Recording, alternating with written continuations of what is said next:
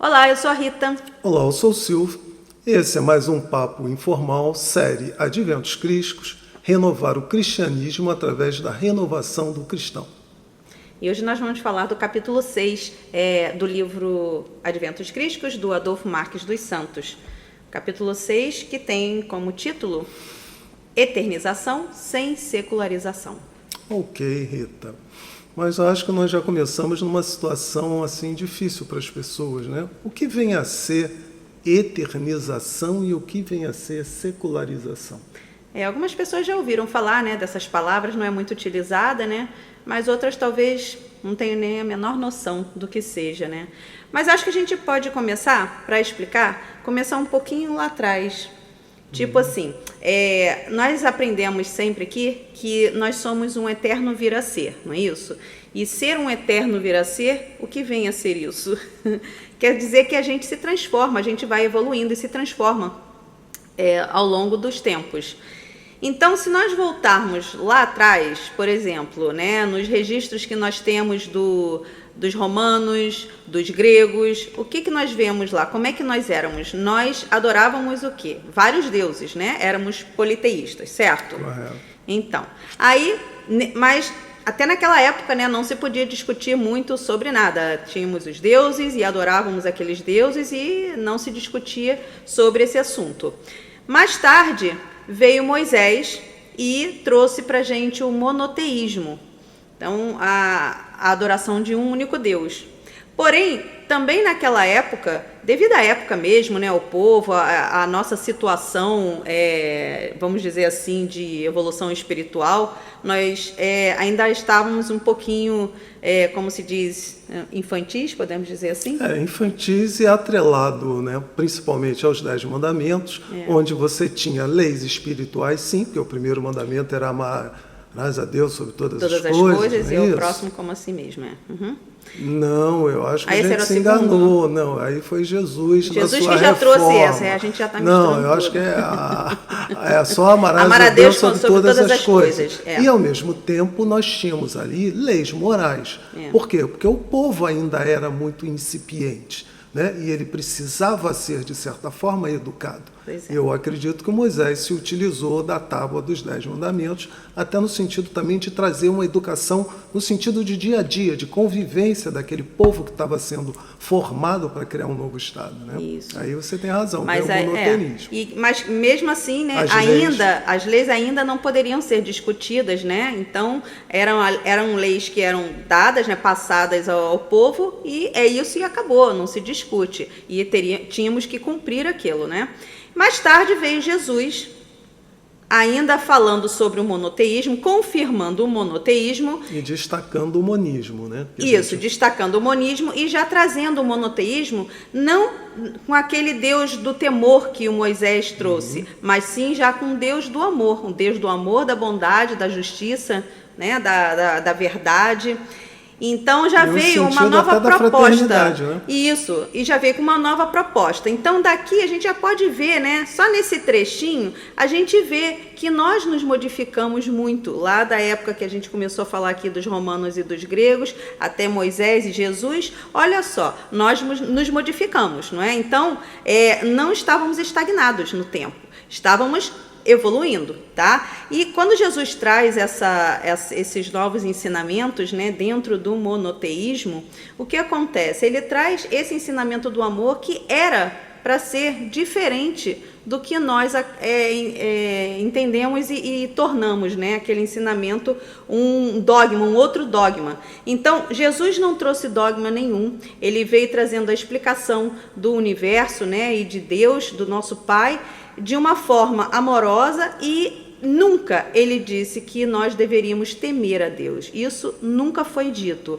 Ele, inclusive, nunca discutiu, né, ou entrou em conflito com as pessoas. Ele trouxe a verdade, que era a verdade do Cristo. Jesus trouxe a mensagem do Cristo, o Cristo planetário, que a gente sempre comenta aqui, né? Então, nós deveríamos pegar esse ensinamento e transformá-lo em realidade, né, através dos nossos atos e tal. Mas não conseguimos, e até hoje ainda temos um pouquinho, né, de trava em relação a esses ensinamentos, né? Mas o que aconteceu foi que a igreja, o que fez? Ao invés de tornar esse ensinamento livre para todos, né, criou um dogma. Então, os dogmas permaneceram ainda nas religiões, e nós continuamos presos, né, atados, algemados, né, a esses dogmas, sem poder discutir, sem poder, como se diz, rebater, falou, né? Questionar, sem poder questionar. Então a gente está dizendo, você está nos dizendo que os dogmas estão ligados ao aspecto da secularização. Aí isso? É que vai entrar os termos, né, que a gente vem falando. Então, a princípio, né, como nós fomos nos modificando, nós podemos ver isso como uma eternização. Só que a secularização no caso que ele acabou de falar, é a questão dos dogmas. Então, quando nós impomos dogmas, né, e o Deus do temor, nós estamos secularizando esses ensinamentos.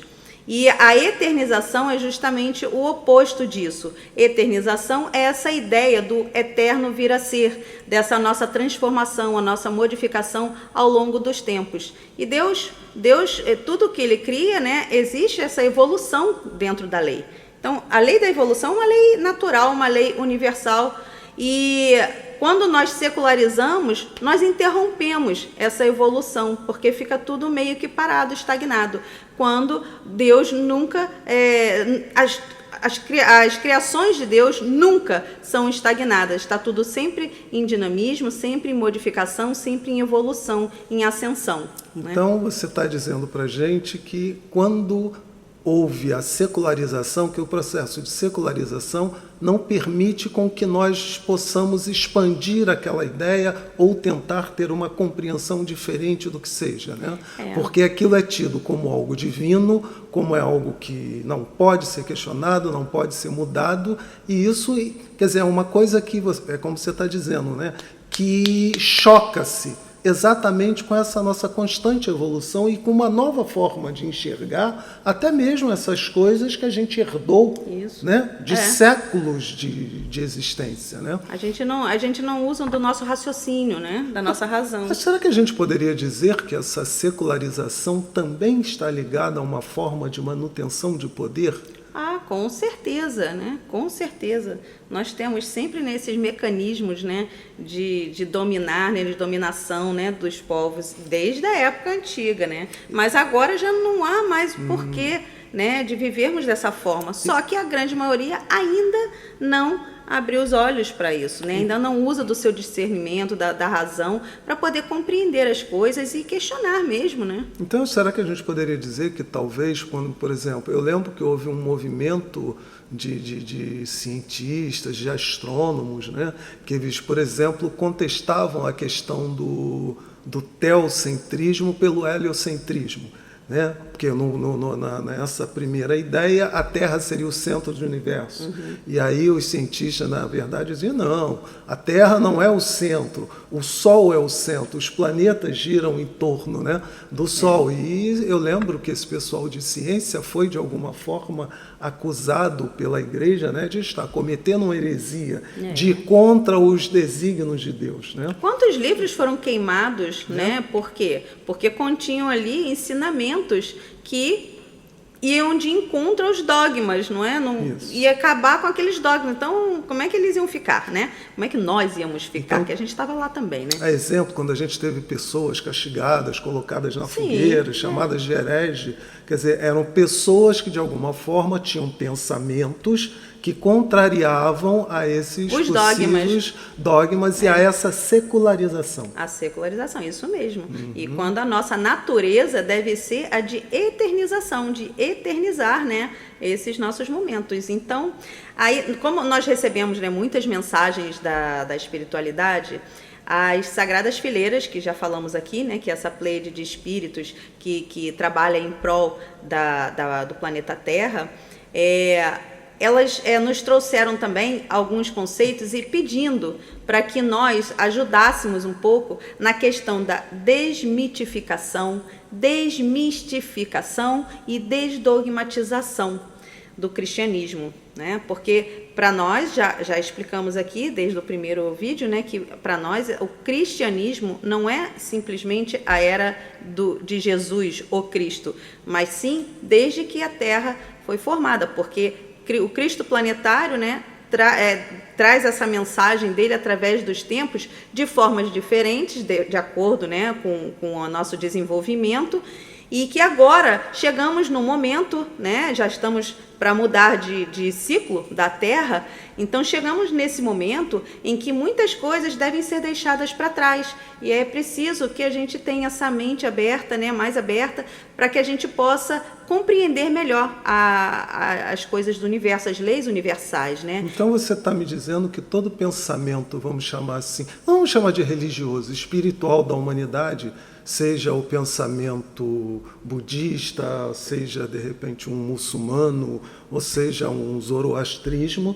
na verdade são emanações do Cristo planetários que foram trazidas em determinadas épocas para determinados povos, mas no sentido de dar a eles uma noção desse pertencer a Deus, sermos cidadãos cósmicos. Que somos, né? Somos filhos de Deus, somos partes não apartadas, né, desse nosso Criador. Então, de uma forma mais ampla, a gente poderia dizer que todos esses movimentos são movimentos crísticos. Sim, são movimentos crísticos, dentro de sua época, não é? Então, estamos agora num outro momento e que esses mitos, né, da desmitificação quebrar esses mitos, talvez tentar entender o porquê que isso foi criado, de onde vem, porque tudo tem uma razão de ser. Fundo, um fundo de razão lá no, né, se a gente buscar. Então, desmistificar, acabar com os mistérios, né, das coisas, que as coisas têm mistérios quando a gente não conhece, né, o porquê daquilo que está acontecendo. Então, aí disse que é um mistério, né,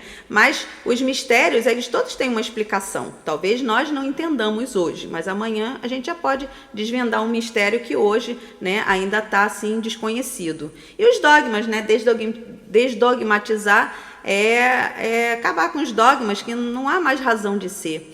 Eu lembro que uma vez uma casa que eu tive que tinha muitas terapias e tal, apareceu uma pessoa lá pedindo para dar palestra. Ele era de origem egípcia e ele falou, naquela época, isso aí foi em 1990 alguma coisinha, ele falou, não, a minha tarefa é justamente dar palestras para desmistificar o ensinamento grego e todas as coisas daquela época.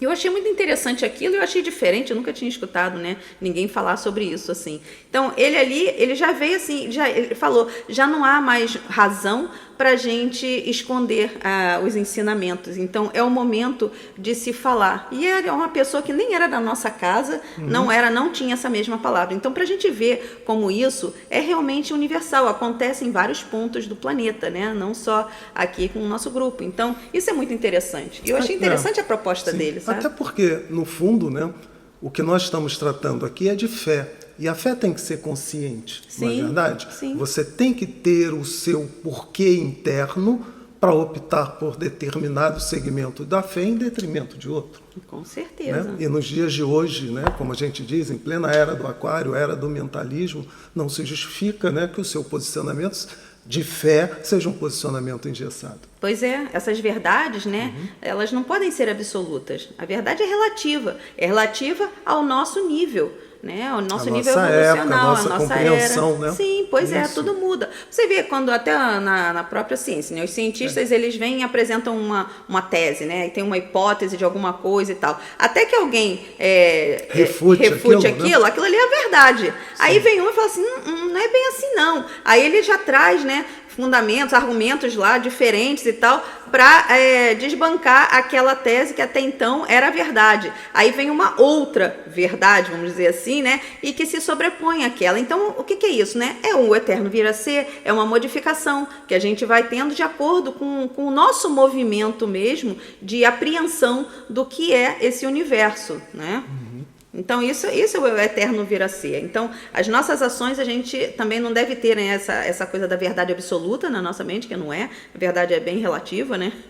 E nós temos que entender isso. Isso, entendendo, tendo já essa disposição de entender que isso tudo é relativo, que tudo pode ser transformado, isso aí já é um grande passo, né? Já estamos com a mente mais aberta. Agora, também o que nos é dito pela espiritualidade é que a partir do momento que a gente começa a despertar esse nosso Cristo interno, tudo isso essa transformação começa a ser mais natural e a caminhar a passos mais largos um pouquinho. Entendeu? E, de certa forma, quer dizer, você está dizendo que na medida em que a gente vai evoluindo, nós ampliamos o nosso contato com as energias superiores. Isso, né? Vamos expandindo a nossa consciência e, ao expandir a consciência, nós conseguimos ter acesso, né, a gente chama de noures por causa do Pietro Baldi, mas no caso são esse nível espiritual um pouquinho, né, mais acima do que nós estamos vivendo aqui hoje. Então, aos poucos, conforme nós vamos expandindo nossa consciência, a gente vai conseguindo se conectar, né, de uma forma mais eficaz. Né? Então, esse é o nosso trabalho. É um trabalho de medianismo, né? Nós nos tornamos médium, digamos, das consciências superiores dentro desse trabalho de avançar no conhecimento que Jesus veio nos trazer. E isso é um trabalho individual e intransferível, né? Cada um de nós tem que procurar realmente, né, expandir a nossa consciência através, né, desse despertar do Cristo interno, que vai ser diferente, né, para cada pessoa. Então, não existe uma fórmula, né? Olha, se você fizer isso, pronto, você está pronto. Então, não existe isso. Cada um vai por caminhos, né, diferentes. Uns vão pela religião, nem todos vão pela religião, outros vão por outros pilares. Nós vemos, né, seres de outros pilares, né, ou do social, ou do religioso, ou do científico, né? Do artístico. Você vê, às vezes, né, seres que não tem nada a ver com a religião, mas você vê a evolução daquele ser. Então, os caminhos, né, são diferentes. Então, não há uma fórmula exata para nós seguirmos. O que há é que nós precisamos entender que somos filhos de Deus e que Deus é o criador disso tudo aqui. Então, esse é o básico. E a outra coisa básica que a gente precisa entender, né, é do porquê que nós estamos aqui.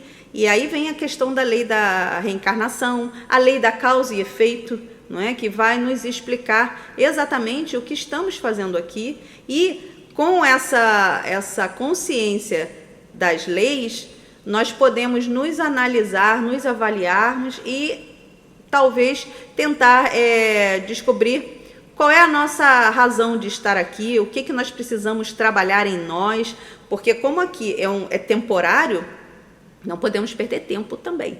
Estamos aqui por uma razão. Descobrir essa razão é muito importante para cada um de nós, porque isso acelera esse nosso processo de expansão de consciência, né, e despertar do Cristo interno. Rita, o nosso vídeo está muito grande. Uma última pergunta, vamos ver se isso. E essa questão da eternização, né, dessa maior consciência dos ensinamentos crísticos, isso tem algum reflexo no nosso corpo, na nossa alma? Como é que é isso? Claro que sim, né?